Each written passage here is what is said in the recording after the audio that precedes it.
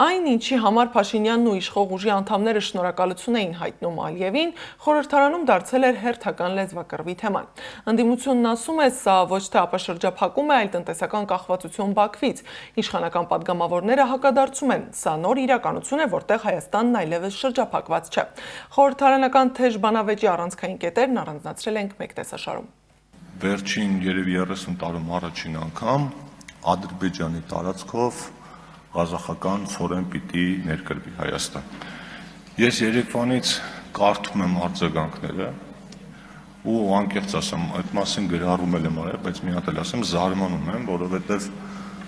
ոնց որ վատ բան է տեղի ունեցել։ Հիմա ուզում եմ հարց տալ, քանի որ առավել եւս ձեր խմբակցության մեջ մարդիկ կան, որոնք պետական պաշտոններ են զբաղեցրել, այդ թվում նաև տնտեսական, միջազգային հարաբերությունների ոլորտում, պարոն Մինասյան, պարոն Խաչատրյան, պարոն Ավետիսյան, պարոն Ռուստամյան, պարոն Գևորգյան,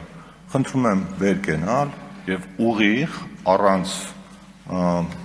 մանևրելու, ուղիղ ասեք, տեղի ունեցածը Հայաստանի համար դրական զարգացում է թե ոչ։ Հիմա որ ասին, այդ տեսեք Ադրբեջանով գալիս է ցորենը, ժամանակին դժվար է, շատերը չեն իշի, փոքրն եղել, ժամանակին Թուրքիայով սիրիական ցորենը եկել է Հայաստան։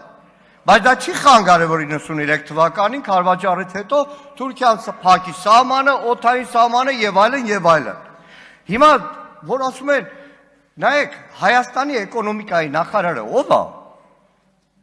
Իլհամ Ալիևը, թե Գևորգ Պապոյան։